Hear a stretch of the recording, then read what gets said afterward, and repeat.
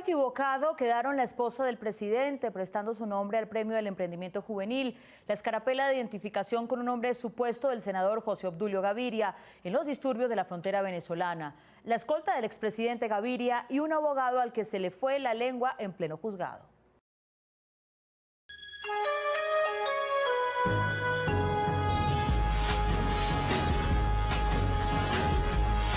Esta cinematográfica fuga de la condenada excongresista Aida Merlano, que literalmente se les escurrió a los guardianes del IMPEC usando una soga, fue el comienzo de la investigación judicial de uno de los grandes patrones de Barranquilla, el contratista Julio Gerlain. La captura y fuga de Merlano dejó al descubierto un entramado corrupto de compra masiva de votos con plata, según parece, de las empresas multimillonarias del constructor Gerlain. Hasta hace poco, un personaje en esa ciudad. El brusco cambio de la imagen del hoy investigado también alteró su estado de ánimo amable. Cuando Gerlain vio una nube de reporteros a la salida de una de sus citas con la justicia, le dijo una frase brusca a una joven periodista, frase que después le repitió a otro comunicador. Que se vaya a ver si la puerca puso, compadre. Detrás de Gerlain iba su apoderado Jaime Lombana, quien celebró la actitud de su cliente.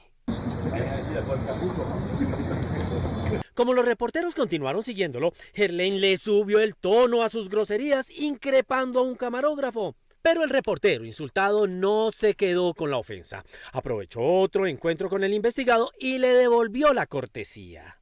Oiga, don Julio, ya me saqué la cámara yo. El procesado no tuvo más opción que echarse a reír. La expresión "vaya a ver si la puerca puso" significa, en el mejor de los sentidos, no te metas en lo que no te importa. En el peor, vete a comer mierda. En cambio, todavía no se sabe qué le dirá el juez al señor Gerlain. Es que a la gente hay que restablecerle la confianza. Después de la sorpresa informativa que significó la fuga de Jesús Santrich ayer, pese a lo que había prometido cuando quedó en libertad, se generó una ola de rumores sobre su paradero antes de que el cura Bernardo Hoyos le revelara a este noticiero que... Y si tenía la certeza de que lo iban a eliminar físicamente, hizo muy bien en salir del esquema de seguridad. Santrich no se podía perder las fiestas de San Pedro y dejar de tomarse un guarito. Este mensaje de la periodista huilense Noralba Gómez llamó de inmediato la atención. Ella subió a uno de sus sitios una fotografía de un personaje que bien podría ser Jesús Santrich. En la foto se ve al supuesto Santrich tomando aguardiente en el desfile de las candidatas al reinado del bambuco en Neiva. Como a esas horas nadie sabía en dónde podía encontrarse el exguerrillero, muchos dieron por hecho que Santrich se le había volado a sus escoltas para irse de rumba. Pero pronto llegó la advertencia de otra periodista huilense. Ese man no es. La gente en redes está diciendo que es un empresario de apellido Ledesma. En efecto, y aunque son idénticos en la forma del pelo, el peinado, el color de las canas, la pinta y hasta el perfil de la cara, hay una diferencia clara, pero casi imperceptible. Mientras el verdadero ex jefe de las FARC usa alrededor del cuello la prenda conocida como jata militar o jata árabe, que son características de los rebeldes de Medio Oriente, el ingeniero gemelo de Santrich tiene una bufanda tradicional, elegantemente doblada en su nuca. Pequeño detalle, pero definitivo para descubrirlo. Definitivamente para mí es un honor estar acá frente a todos los jóvenes, talentosos, líderes, decididos. En medio de una ceremonia especial celebrada en la Plaza de Armas de la Casa de Nariño el pasado viernes, la esposa del presidente Duque, María Juliana Ruiz, presidió el lanzamiento del Premio Nacional al Talento Joven. Con esta apuesta nosotros quisimos darle un empujoncito bien fuerte y vibrante con el lanzamiento del Premio Nacional al Talento Joven. Se trata de un acto de los que suelen hacer los gobiernos sin nada particular. Pero los anuncios que a continuación se publicaron sobre el evento en los portales de la Presidencia de la República y otras entidades oficiales produjeron una avalancha de respuestas en las redes sociales por un detalle que no pasó desapercibido. le pusieron al premio el nombre de la esposa presidencial. @Infopresidencia. El Gobierno Nacional anunció el lanzamiento del Premio Nacional al Talento Joven María Juliana Ruiz. @Colciencias. El Premio Nacional al Talento Joven María Juliana Ruiz reconocerá a los jóvenes del territorio nacional. #Talento Joven. Las críticas no se hicieron esperar. Las más serias, como la del jurista Rodrigo Uprimi y de la periodista Larisa Pisano, preguntaban por qué un premio era bautizado con el nombre de quien no era científico y en cambio le ponían el de alguien solo por ser la esposa del presidente. De esta manera, desde el despacho, El gobierno respondió mediante un comunicado de la Consejería Presidencial Colombia Joven en que aclara que el premio no se llamará María Juliana Ruiz y afirma que los avisos publicados con ese nombre se debieron a, comillas, un error involuntario del equipo de asesores de la Consejería. Sin embargo, muchos no le creyeron debido a este anuncio que debió ser diseñado con antelación. Lo cierto es que esa parte desapareció del aviso que se publicó después. Nunca sabremos quién o quiénes fueron los responsables de semejante equivocación. El senador ultrauribista José Obdulio Gaviria fue al concierto del viernes en Cúcuta y también estuvo en la jornada de ayer, que se frustró por la violencia de los colectivos maduristas del otro lado de la frontera. El congresista publicó en su cuenta de Twitter varias fotografías que daban cuenta de su presencia en el lugar. Pero hubo una foto del día del concierto que llamó especialmente la atención. Se trata de esta, en que Gaviria porta una escarapela. Haciéndole un acercamiento a la divisa se lee el nombre Giovanni Castaño Angarita, cédula 1098-622-926. Volvimos a verificar para constatar o descartar que se tratara del senador. Y quedó claro, el de la escarapela era José Obdulio Gaviria y no un gemelo de apellido Castaño. ¿Por qué entonces el congresista se identificaría con otro nombre y cédula? ¿Por qué querría pasar de incógnito?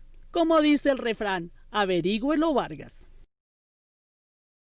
Este helicóptero, que intentaba elevarse después de esperar a sus pasajeros ilustres durante casi todo el día en el resguardo Guambía, en Silvia, Cauca, logró ponerle tensión esta semana a la población, cuyos habitantes miraban el despegue de la nave de su cancha comunal. Durante varios segundos eternos, la nave continuaba como paralizada entre el cielo y el suelo, pues ni subía ni bajaba. Después despegó, pero de una manera tan pesada que daba la impresión de que no iba a lograr superar la cota que necesitaba para tomar su rumbo. Desde tierra se notaban las difíciles maniobras del piloto, quien intentaba evitar que el helicóptero se estrellara con los árboles, o peor, que cayera. La expectativa de los guambianos subió tanto que algunos de ellos parecieron reírse. En verdad, era una expresión nerviosa por la escena que presenciaban.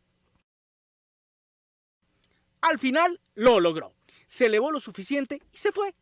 Sabemos que llegó bien a su destino porque el helicóptero aterrizó con sus pasajeros sanos y salvos. Entre estos se encontraba la ministra del Interior, Nancy Patricia Gutiérrez.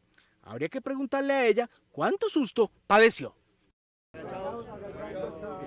Por razones comprensibles que se relacionan con su protección personal y la de su familia, a los expresidentes de la República se les asignan fuertes esquemas de seguridad mientras están en el país. Sus escoltas y vehículos dependen de la Unidad Nacional de Protección y de la Policía de manera combinada. Salió con esta historia fantástica. Pero la compañía permanente de guardias y camionetas potentes no garantiza que los exmandatarios no sufran percances, a veces muy aburridos. Ayer sábado 31 de agosto a la medianoche, uno de los vehículos blindados asignados al expresidente Gaviria, en el que se transportaban 3 escoltas, fue detenido en un retén de la policía en la ciudad natal del exmandatario, Pereira, durante un operativo rutinario de control del orden público. La sorpresa fue grande cuando los agentes revisaron los papeles de la camioneta y encontraron que su placa figuraba con problemas judiciales, pese a que el vehículo pertenece a una de las empresas contratistas de transporte de la Unidad Nacional de Protección UNP. Como corresponde al procedimiento oficial establecido, la camioneta fue retenida y los escoltas también, aunque ellos demostraron plenamente su identidad. No, pero es que yo no estaba haciendo nada. Solo después de la intervención de su protegido o uno de sus asistentes, quedaron en libertad 4 horas después, pero tuvieron que irse a dormir a pie porque la camioneta permanece en los patios hasta cuando se aclare cómo es posible que una entidad oficial admita a un carro con líos de propiedad para el servicio, ni más ni menos que de quien fue el jefe del Estado colombiano. Es una historia tan estúpida. Señor presidente, muchas gracias primero que todo por ayudarnos. El día en que se hicieron aclaraciones sobre el laudo del Tribunal de Arbitraje de Ruta del Sol 2, el abogado Ángel Castañeda, apoderado de los intereses de la concesionaria Consol, que le reclamaba a Colombia 3.6 billones de pesos por la parte de la autopista que dejó construida, no pudo ocultar el nerviosismo que le produjo el resultado de ese laudo. No, yo no quiero esto. Un asistente hacía su tarea de acercar los micrófonos a cada una de las personas que iba a intervenir, pero el abogado Castañeda no tuvo consideración con quien no tenía nada que ver con lo que allí se había resuelto. Por favor, ¿los quita? Y a pesar de las gracias que le dio al comienzo de su intervención al presidente del tribunal, también fue descortés con él. Unas personas que llegaron a la última parte del trámite y empezaron a filtrar información a la prensa, incluso antes de que la parte lo conociera, es absolutamente indebido. Para terminar de completar el ciclo de arrogancia que pareció exhibir, el vocero legal de la concesionaria le echó la culpa de la decisión que le disgustó a la prensa. Pareciera que la justicia dependiera de las posiciones que se asumen públicamente por parte de algunos periodistas. Esta frase y las anteriores de Castañeda Manrique, cuando mostró su resentimiento contra la democracia informativa, llevó a que la periodista de Noticias 1 le formulara una pregunta. ¿Es culpa de los medios todo lo sucedido entonces? Exhibiendo otra vez su carácter petulante, Castañeda simplemente continuó su camino como si no hubiera nadie allí. ¡Qué mal, defensor!